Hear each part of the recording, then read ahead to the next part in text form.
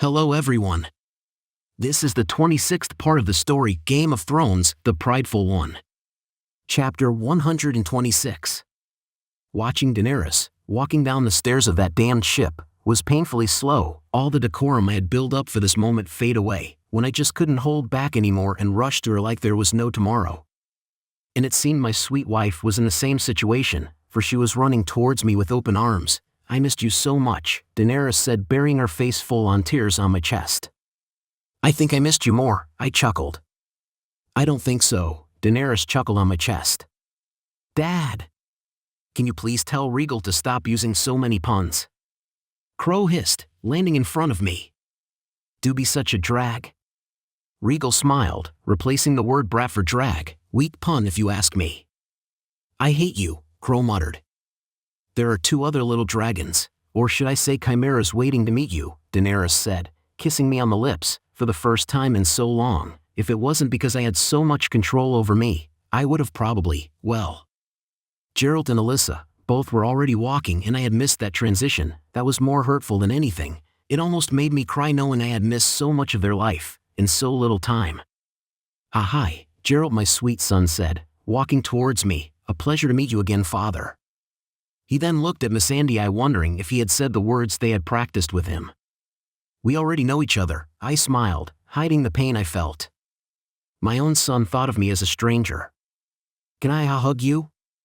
Geralt asked, in the most shy and adorable way, erasing about 80% of the pain I had. Of course, any day, any time, I hugged him. "Hi, Alyssa," Daddy's little princess said, tugging my pants. "It's good to see you again, father." She smiled, hugging my right leg. Unlike Geralt, that looked at me like I was both a stranger and his family, Alyssa looked at me like a daughter would to a father, you remember? I smiled in astonishment. "I do," Alyssa nodded, still hugging my leg. "I remember everything, even the day you first held me." Photographic memory, the ability to recall any event like it just happened. It seemed my daughter had someone similar to that. She was barely 3 years old. I wonder, did my super soldier body and other gifts affect them? She remembers everything. I mean everything. It must be a pain to remember all the puns Regal uses, Crow muttered. "Well." I tried to answer, but someone else was already on it. "I find some of them funny," Alyssa chuckled, answering Crow, much to my shock. "Well, I suppose there goes my answer. They did inherit some of my power. Perhaps they will kick their old man ass someday. That's a sight I would enjoy watching." "What are puns?" Geralt asked, and once again my kids shocked their old man. Not only Alyssa, but Geralt had inherited my ability to communicate with animals. I wonder if my ability to master weapons is within them. "Jokes, thought the books are never clear," Alyssa commented. "You should read more." "I don't like books," Geralt huffed, sticking his tongue out at his sister. "Wow," I chuckled. "Yes, they are quite the surprise, don't you think?"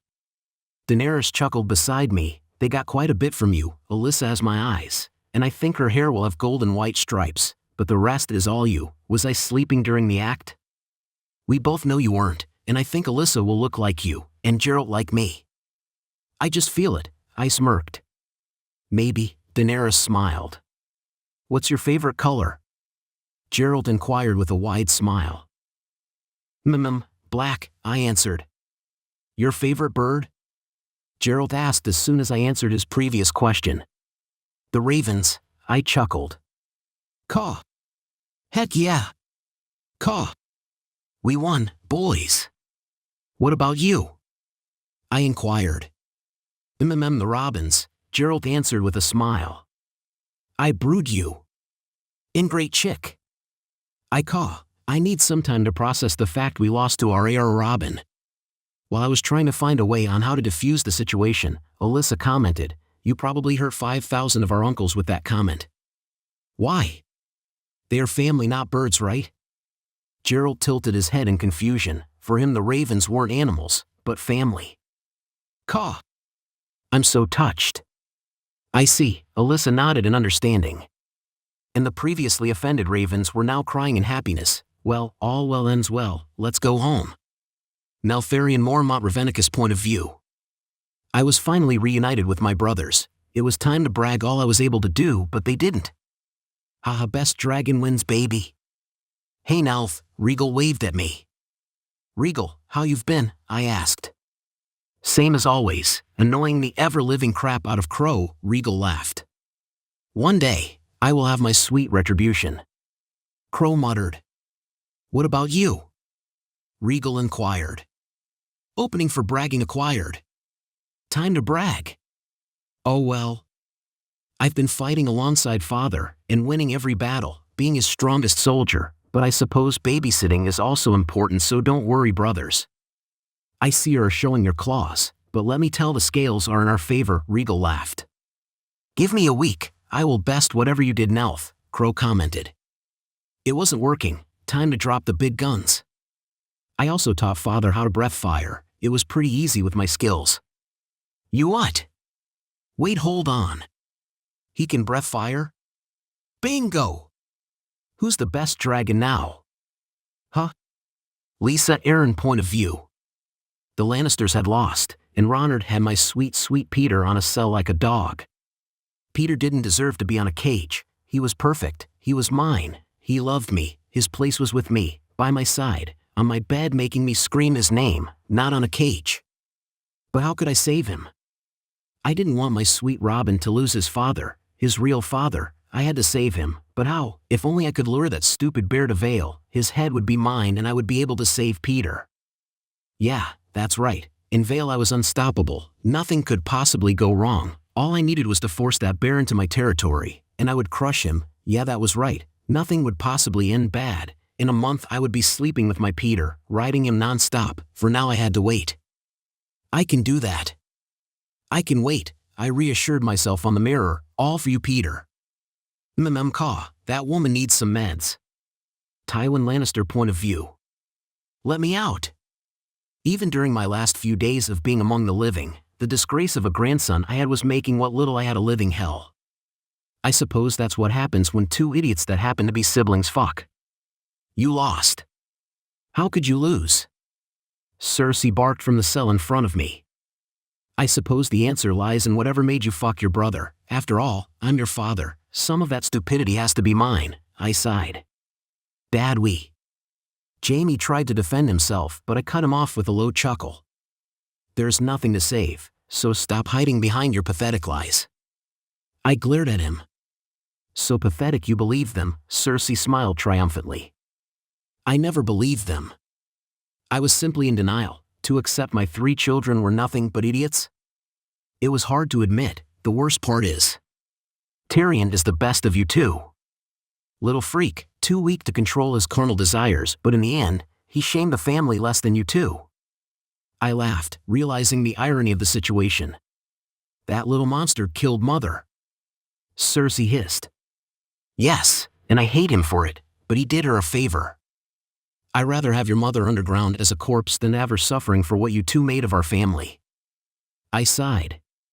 Drop that high horse shit, Jaime spat. We fucked up, sure, but that's just the result of what you taught us, Father. I mean, after all, by what right does a sheep judge a lion? I never claimed to be perfect. If I was, you two wouldn't be such a pair of mistakes. I laughed. The sad part was, I knew deep down Ronard was a threat, and I wanted to marry him to your daughter. And what did you do, Cersei? Made my life and plans impossible, because he was a mere commoner for your standards. Well, that fucking commoner is the king now, and our heads belong to him. That beast doesn't deserve to lay his hands on Myrcella, Cersei spat. That beast will send us to hell. I laughed. At least we won't be with your mother. That's the only highlight of our situation. None of us will reunite with her. Chapter 127. Today was the day of the execution, and the people of King's Landing had gathered to witness the show. Many of them wanted to see the Lannisters hang, others just wanted to see people dying. Either way, thousands of citizens gathered to see the show. Oberyn had in the end decided to let Tywin die like the rest of his family, closing the chapter of his revenge once and for all. For him, it was more than enough to see them dying, with their name being eradicated, but that destiny didn't extend to the mountain, for Oberyn was eagerly waiting for the beast to wake up, to have some fun together. As for Daenerys, she was not happy with the situation of her city, like I was. The smell was awful, and that was just the tip of the iceberg of shit we had to deal with in the future. But that was for another day. Today, Today we had quite the itinerary. Cersei and Gāmē had requested trial by combat, with Gāmē being his own champion and that of his sister. Little did they know I was going to fight on the trial. Normally the judge can't fight. Which means I won't be judging, but my wife will. And, of course, I will be her champion, and win-win situation if you ask me. You don't have to fight, Ned commented. Don't assume to tell your king what he can or can't do. Daenerys was not exactly on friendly terms with Lord Stark, but she would get there eventually, I suppose. Don't worry, I kissed Daenerys on the lips, sweeping her confronting mode like it never was there to begin with. I'm sure that Lord Stark worded that poorly, but without bad intentions. I winked at Lord Stark. Ned sighed. I mean, you have been fighting so much. Let someone else fight for you. It's only fair.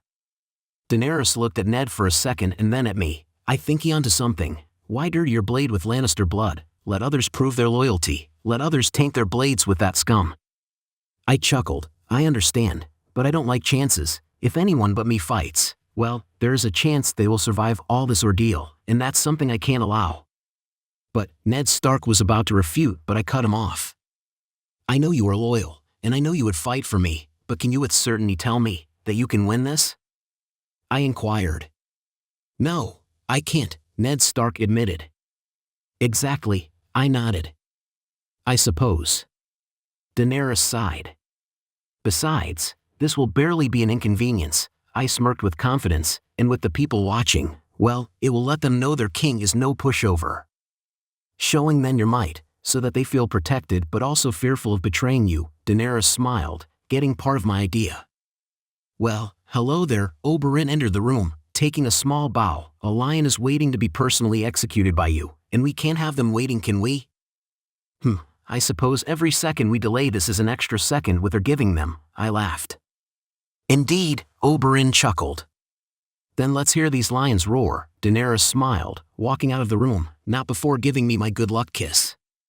The arena where I was going to fight Gāmē was the same one used on the tourney on the hand, quite big, and allowed more than enough people to come, and it would serve as the grave for the Lannisters. So, I'm fighting you, Gāmē inquired, pointing his blade at me. I know there is a blonde joke I can use right now, but it's beneath me, I joked. Letting your wife be the judge? I see you as the pants on the relationship, Gāmē taunted with this trademark smirk. Projecting much? At least my relationship is symbiotic, yours. I don't think there is a word for it, I chuckled, raising my blade. But before I was able to do so, Daenerys stopped me. It seems the Lannisters changed their mind. We did? Gāmē inquired. They have requested one trial for all of them, a trial by the seven, Daenerys said, holding her anger. A trial by the seven, very rarely, after the accused aka the Lannisters have demanded a trial by combat, they may also demand a trial by seven that instead of one man versus one man, it's 2 teams of 7 men each that will fight. As with a normal trial by combat, the accused and accuser each have to pick 6 other champions, though each also has the option to not fight in person but to name a 7th man as their personal champion. A trial by 7 ends only when all 7 men on one side have been defeated either by yielding or dying. They can do that? I inquired. Ned nodded. But we were on the middle of a trial. That's stupid. I was about to kill Gāmē, and then this? Apparently they changed their mind because the mountain woke up, Oberyn hissed in anger. They can change their trial at any time if the trial by combat or by the 7 hasn't started, Ned stated. Boy, the rules of this time make no sense. Alright, but do they even have 7 champions? Yes, Daenerys nodded. Jaime Lannister, Tywin Lannister, Gregor Clegane, Meryn Trant, Joffrey Baratheon, Boros Blunt, and Aerys Oakheart. Wait, hold on a minute. Joffrey will fight, I asked, trying to make sure I heard what I heard. Yes, Daenerys nodded, confirming. Ha ha ha ha, I laughed. The idea of that idiot holding a weapon was stupid. Now you have to select your champions, Oberyn smiled, probably about to offer himself for the task. No need, I shook my head. I will represent myself. I just need 6 people to yield as soon as we enter the arena, and then I will eliminate them, 1 against 7, and all before lunch. I don't think. Ned started, but Daenerys cut him off. If you think you can do it, I believe in you, Daenerys smiled, kissing me. This will be fun, I chuckled. I forgot to mention, Cersei wanted to see you, Ned added, and I already knew what she was going to say. I walked to Cersei's cell, chuckling like a madman along the way. Even in a dungeon, you are a pain in the ass. I'm glad to hear that, Cersei smiled. So what did you want to talk about? I inquired, knowing full well this dumb bitch was about to try and weaponize my pride. I'm sure by now you know I changed my family's trial from a trial by combat to a trial by the seven, right? Cersei smirked. I do, proceed, I nodded. Well, I have a challenge for you. You claim to be the best warrior in the known world. How about you prove it? Cersei smiled, and there it was, her last planned resort. What do you have in mind, oh dear crazy bitch? I chuckled. Fight my champions alone. Prove that what you say it's true. This woman was so predictable it hurt. You do realize, your son is among those 7 champions, right? I smirked at her. Yes, I do, Cersei shifted uncomfortably, but I know that you would leave him for last. After all, he is no warrior. What would you accomplish by killing him and dying by the rest? All right, I'll take the bait, I laughed. I will fight alone. And leave your mistake for last. It was my plan either way. Cersei smiled. Good, then. Not so fast. I will leave your pretty mistake for last, but that only means I will make him scream your name as he suffers, so have that in mind. You chose to have your son experience a slow and painful death, instead of losing his head. Everything from now it's your fault, I smiled, leaving a slightly disturbed Cersei in her cell, probably pondering if her choice was the right one. Chapter 128. A trial by the 7, a fitting way to end their entire game if you ask me, and here I was about to crash all the hope the Lannisters had left for survival. Here I stand with my 7 champions. I entered the arena with a smirk alongside my 7 disposable champions who surrendered as soon as they entered. As for me, I was looking at the 7 I had to kill, Joffrey in particular. For some reason the little shit was smiling. I will finally show these idiots how a real king fights, Joffrey boasted. If you don't shut up, I'll kill you myself and save him the nuisance of killing you, Tywin growled. Let's not be hasty, Jaime sighed. This time, I will crush you, Gregor growled at me. Wow, that hit you took a month ago left you with some severe brain damage, I smirked, infuriating the man even more. Is everyone ready? Ned Stark inquired from outside the arena. Yes, I nodded, looking at Cersei who almost had pleading eyes, begging me to keep my word of fighting alone, desperation in her eyes mixed with pride. It was an odd combination, fortunately for her. I was a man of my word. They would all die by my blade and my blade only. Especially Joffrey. Ned's voice boomed out into the audience a final time. Let the trial begin. Ned had barely finished his sentence when Meryn Trant instantly charged at me, sword ready. I just smiled at my first victim, leaping forward while vertically spinning in the air while releasing a flowing attack in a circular motion, cutting his head in a single clean cut. 1. I smiled at the remaining 6. How about we don't rush? Jaime sighed. Either way you will die, so it's your choice, one by one, or all at once, I winked at them. Jaime growls in anger as he dashed towards me, unleashing a very fast attack from below the waist with his blade, prompting me to flip backwards so as to avoid the sword, landing on my feet. I smiled. You didn't use that flashy move against Oberyn, right? I knew he didn't, otherwise Oberyn would be dead. That attack was pretty lethal. Perhaps he just decided to try it. I just decided to try that, Jaime answered as he proceeded to walk up to me, while the others including the mountain circled me, and I couldn't help but wonder with excitement where this was going. So, what's the plan? Bore me to death? 'Cause I'll be honest, is working, I smiled, making Jaime tighten the grip on his blade. You'll see, Jaime smiled. Taking a step to the side, I dodged an attack coming from behind from one of the ex-king's guards, immediately cutting the throat of the poor idiot as a counter-attack, with a simple forward slash. 2 down, 5 more, I commented as Aerys fell to the ground choking on his own blood. Jaime, a bit surprised that I countered an attack that by all means should have been on my blind spot, frowned, as he rushed with his blade trying to cleave my heart, but I deflected the attack while dodging another blind spot attack with a single kick and sidestep, causing Jaime to stumble back. So is your strategy trying to exploit my blind spots? If so, it won't work. I smirked at him. Gāmē growled as he dashed forward, unleashing a flurry of attacks with his blade, being assisted by his father and the mountain, all three attacking at the same time. With a smile, I dropped my blade to give the audience a show and proceeded to redirect all the blows Gāmē was trying to give me by tapping the blunt parts of the blade, all this while I simply dodged the attacks from Tywin and Gregor, moving my body swiftly around the area in order to avoid them in a very laid-back, but extremely effective style. "This is fun," I chuckled, much to their annoyance. "This is ridiculous," Tywin commented.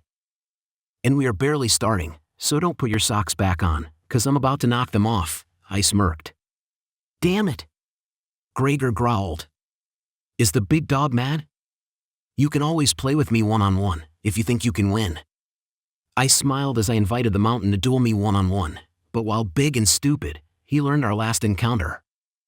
I was vastly superior to him, reason why he wasn't mindlessly charging at me. "No matter how strong you are bound to have a weakness," Gāmē stated. "I do, unfortunately. My weakness is my greatest strength, that and they aren't fighting," I smiled, as I kicked my blade that was on the floor with all my strength towards Gāmē, who dodged just in time. "No weapon, and you missed, sad," Gāmē smirked. I didn't miss. I smirked at him, making the clueless man turn around seeing one of his teammates nailed to the arena wall with my blade on its chest. "Boris Blunt, right?" "You still have no weapon," Gāmē said, as if that gave them any advantage. 3 down. 4 to go, I chuckled. Gāmē rushed at me, trying to capitalize the fact that I had no weapon, but like before I just redirected his blows with light taps on the blunt part of his blade while dodging the attacks from others, with a very laid-back and playful attitude. After a few seconds of it, I grew bored of only defending, and decided to spice things up, delivering a spinning hook kick on Gāmē, a quick jab at Tywin and a spinning kick on the mountain, knocking every single one of them to the ground. "This can't be happening." Gregor growled in anger while still on the ground, to which I responded with a smile. "Oh, but it is," I taunted with a fake yawn. "Fuck you." Gregor growled in rage, rushing at me, forgetting how hopelessly outmatched he was. "Gregor, no!" Tywin and Gāmē shouted to no avail, trying to rush and aid their mad ally. However, before they can even stand up, I rushed at the mad dog, using my hand as a temporary lance, piercing the mountain's mouth from point A to point B, plunging my hand into his neck, proceeding to rip his head off with the spine still attached to it. Fatality. "Ronard wins, flawless victory," I commented, throwing the head towards Gāmē. "Holy shit!" Oberyn shouted from the audience. "Great. I avoided being hanged for this, best plan ever," Tywin lamented. 4 down, 3 to go, I chuckled. "Kill him." Joffrey demanded, fear on his eyes, all the confidence he had a few minutes ago, gone. Gāmē growled in desperation, rushing at me once more with his father, his eyes failing to show the confidence he had a few moments ago, knowing full well there wasn't any chance you would win, now that I showed all of you the meaning of despair. "It's time to end this," I smiled, ducking under his attack and going behind his father. I then grabbed Tywin's neck and broke it, having turned his head upside down. "Huh," Tywin muttered as he fell to the ground dead. 5 down, 2 to go, I smiled, turning to see Cersei, crying in anger and fear. 1-on-1, well, Gāmē started, but I cut him off by dashing towards him with great speed, giving him no time to react, kicking the idiot a few meters into the air. As Gāmē plummets back down, leaving a trail of blood, I put myself into position, punching him in the face, bashing his skull into a bloody mess hole, sending his now limp dead body crashing into the wall. 6. Now onto the 7, I smiled, turning to see the former king peeing himself in fear. "If your strategy is to pee and shit yourself so that I don't touch you, let me tell you, it's working," I added in disgust. "Mom! Mother, please ee!" Joffrey screamed in terror, trying to escape the arena. "Mother, please ee, save me. Didn't I tell you, Cersei, that this would happen?" I smiled, as I slowly walked up to Joffrey. "Let me go!" Cersei screamed when the guards stopped her from aiding her son. "Now, open your eyes wide, and enjoy the scene, it's one of a kind," I told Cersei, before turning to give my undivided attention to Joffrey. "Mother, please!" Joffrey cried, shaking in pure fear as I loomed above him. "Be a man for once," I growled, breaking his leg with a quick low kick.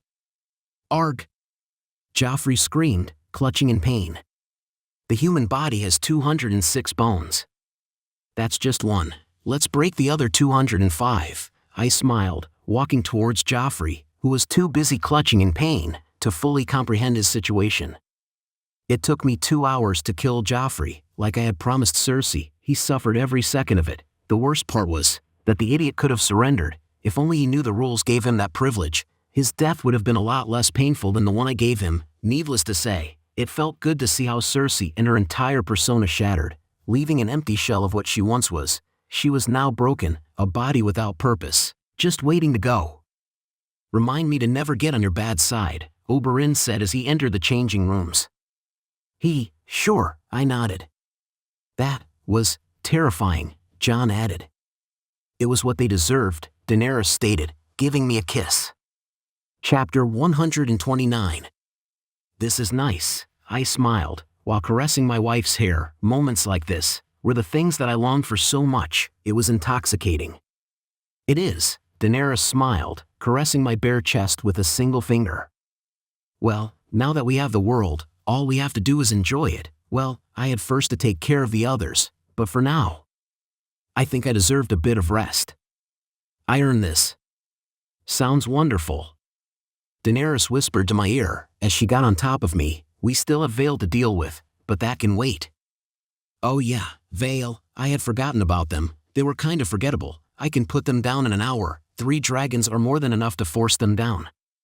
I never doubted that, Daenerys smiled, giving me a passionate kiss that lasted for a few seconds, but after that, all we will have to do is rule. I smiled at her as I sighed. Well, not exactly. What do you mean? Daenerys inquired. Well, there's a problem beyond the wall. That is basically our last problem. I chuckled drily. The others? Daenerys sighed. Yep, I nodded, surprised she connected the dots so fast.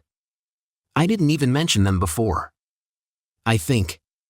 Do you think we can win? Daenerys asked. Well, I have to. I answered, with uncertainty. You are not sure, Daenerys stated in shock. I have never seen you unsure of anything. Was I so easy to read for her? I'm not sure. An ever-growing army that doesn't get tired and doesn't feel fear is terrifying. I admitted. Every army has a weakness, Daenerys commented. Yes, their weakness is the one that sired them, the first walker, I nodded. If he dies, they all die. Daenerys added. But I'm pretty sure the undead king will have his army by his side at all times, meaning a duel with him is beyond my possibilities. I sighed. On a duel I was sure my skills would overcome any wall, but the reality was not always on my side. Then we have to find a way to give you that opportunity, Daenerys said with determination. You won't go near those things, not in a million years, I stated, leaving no room for discussion. There was no way in hell I would allow her and the babies be near this coming war, at all. I won't let you fight alone again, Daenerys shot back in defiance. I love you, but if I have to tie you down and send you to the other side of the world to avoid you doing something magnanimously stupid, I will do it. I didn't want her to be near all of this. If those things got her, I would lose all the will to fight. I needed my light. My light's to be alive. You have to stop putting everything on your shoulders. It's not healthy. Daenerys was angry, but not at me, at my actions. I have to. I snapped. I have to do it, because if I don't do it, no one will. Everyone depends on me. You, the 7 kingdoms, fucking humanity depends on me. I didn't ask for any of this shit, but I have to deal with it. I can't afford to lose you. I can't afford to lose the kids. I can't afford to. By that point I was crying. God, how pathetic I was. You are not alone, and you will never be, Daenerys soothed, caressing my hair. I am sorry, I muttered. Don't be. I'm surprised you bottle so much up, Daenerys soothed. If me being so close to the danger affects you, then I'll help some other way, but promise me you will rely on others too. You once taught me what a queen has to be, and it seems I need to teach you what a king needs to be. A king is not a man that carries the kingdom on his back alone. A king is a man that pushes the kingdom with the help of others. A king protects and is also protected by others. Stop hurting yourself, and let others carry some of that weight. is not only your fight, is theirs too. I hated how right she was.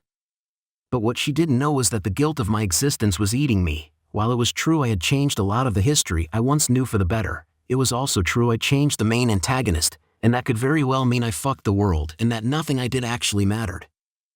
I hated this, feeling weak, feeling angry, feeling useless, all of this haunted me, I know. Anything I can do, without being on the front line? Daenerys inquired with a soft smile. You can help me build and mine all the materials we need, I suggested. After all, I really needed someone mining the dragon glass and keeping an eye on the Red Witch. Then consider that job done, Daenerys smiled playfully. See one thing off your back, do you feel better?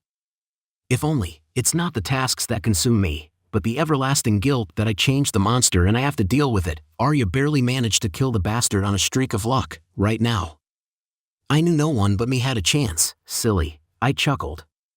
Humanity is quite the conundrum. No matter how strong you are, at one point, you will feel weak, and today was my point.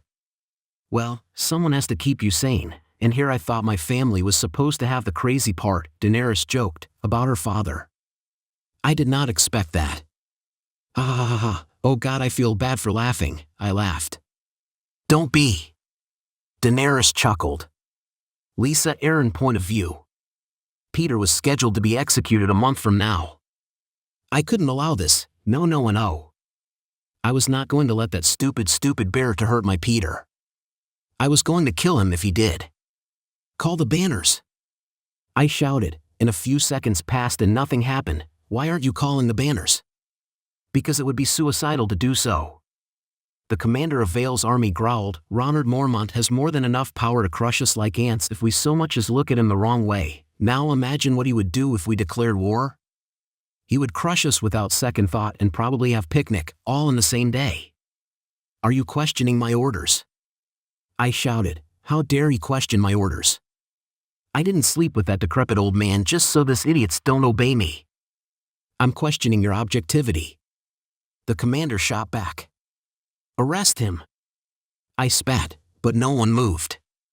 We are with him on this one. The council thinks you are no longer capable of ruling the Vale and Robert Aaron, Stead, one of the council members said. What? I gasped. You are hereby taken out of the role, for sake of Vale and what we stand for. They couldn't, right? And because Lord Aaron is too young to rule, the commander of Vale's army will leave the house until he is of age, the council members said, and everyone agreed. I won't allow this. I hissed. That's the point, you can't allow or disallow anything anymore. Chapter 130. After a week of well-deserved rest, I woke up to a letter from Vale. Apparently they had a change of heart overnight because the Lord of Vale and the other high nobles of Vale were coming to bend the knee. Though this made me wonder if I should tell them that Robert Aaron is a bastard, or just let things be, quite the political conundrum. The Lords of Vale are coming in a few days, Daenerys commented, wise decision on their part. She smiled proudly. They have no other choice, I chuckled, it was that or getting erased, there was no middle ground. At least they are wise enough to pick the only viable option, after the Lannisters. Well, I expected stupidity from everyone, Daenerys smirked, as she walked towards the bathroom swaying her hips, in an inviting manner. Will you be wise and take the right choice now, my king? No one can blame me, I'm but a man, in love with his wife, I'll be right there. Three-eyed Raven point of view.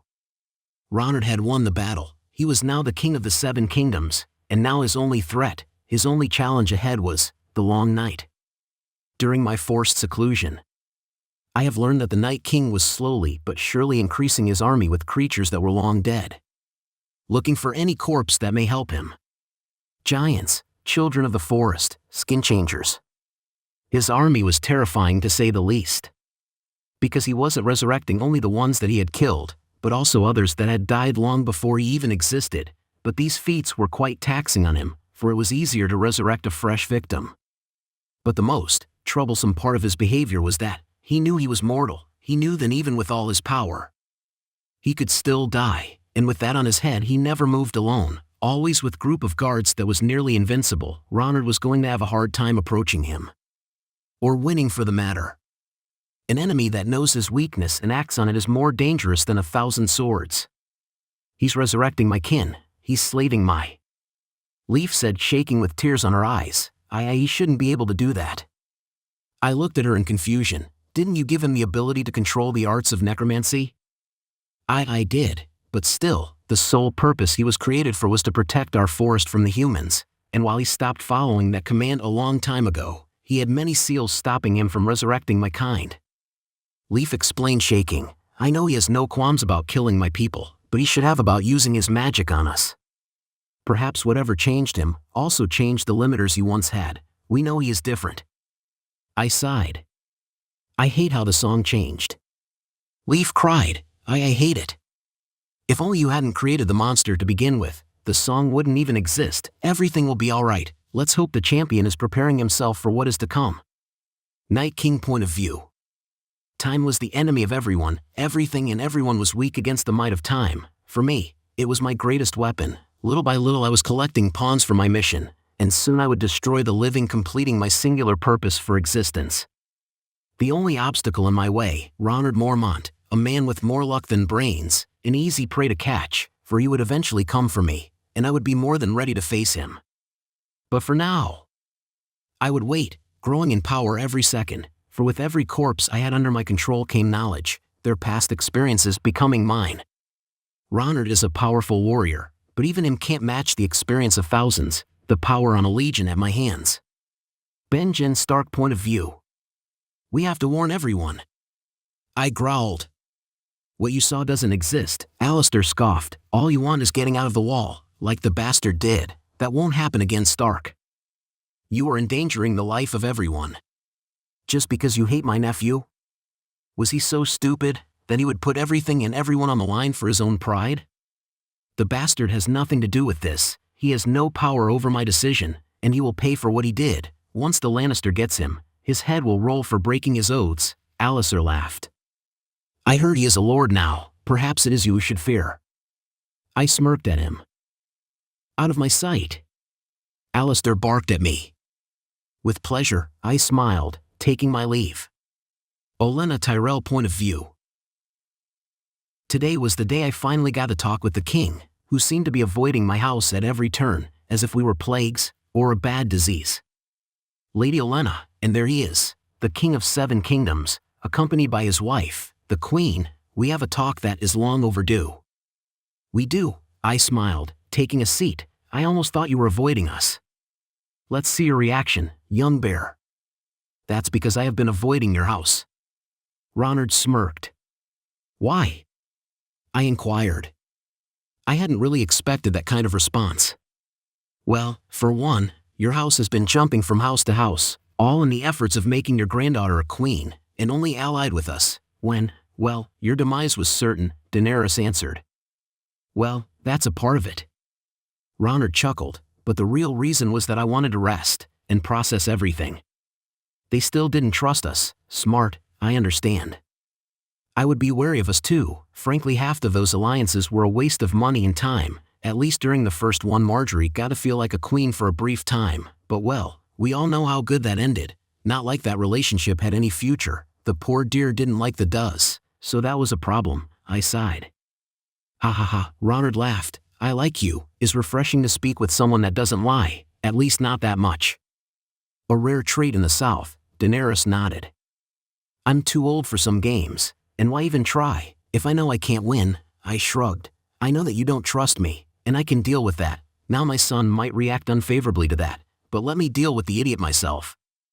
I hardly think the opinion of your son or his feelings has any weight on us, Daenerys smiled. On that we can both agree. I lamented, for there wasn't a bigger curse than to have a stupid son. Well, maybe having Joffrey as part of my family, having an idiot for a son, is a curse you two will never experience. Thanks? Ronard said.